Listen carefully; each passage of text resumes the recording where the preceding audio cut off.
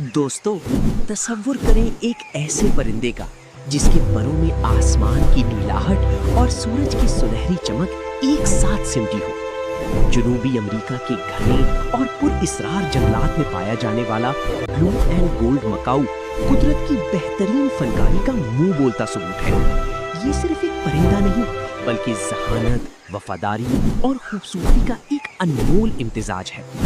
Blue and gold Macau का असल घर अमेज़न की वो बरसाती जंगलात हैं जहां मीलों तक हरियाली फैली हुई है। इनकी लंबाई तकरीबन 30 से 35 इंच तक होती है, जो इन्हें तोतों की नस्ल में कदावर बनाती है। इनका ऊपरी हिस्सा गहरा नीला, जबकि सीना और पेट चमकदार सुनहरी पीला होता है।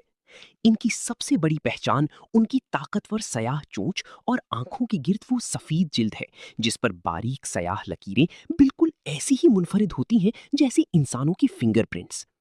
क्या आप जानते हैं कि ये तोते सिर्फ खूबसूरत ही नहीं, बल्कि बला की ज़हीन भी होते हैं? ये इंसानी आवाज़ों और माहौल की शोर की हूबहू नकल उतारने की सलाहियत रखते हैं। लेकिन इनकी सबसे खूबसूरत बात उनका समाजी रवैया है। ये परिंदे अपनी पूरी जिंदगी के लिए सिर्फ एक ही साथी का इंतखाब करते हैं। जंगल में ये बड़े हॉल की शक्ल में उड़ते हैं और एक दूसरे के साथ राब्ते के लिए खास किस्म की आवाज़ें निकालते हैं जो मीलों दूर तक सुनाई देती हैं। कुदरत ने इन्हें एक बहुत ही ताकतवर औजार दिया है, और वो है उनकी चोंच। ये इसकी मदद से सख्त तरीन नारियल और अखरोट को भी सेकंडों में तोड़ लेते हैं। इनकी खुराक में मुख्तलिफ फल, बीज और गरीदार मेवे शामिल हैं। दिलचस्प बात यह है कि ये अक्सर दरिया के किनारे मौजूद मिट्टी या क्ले भी खाते हैं, ताकि फलों में मौजूद जहरीले असरात को खत्म कर सकें।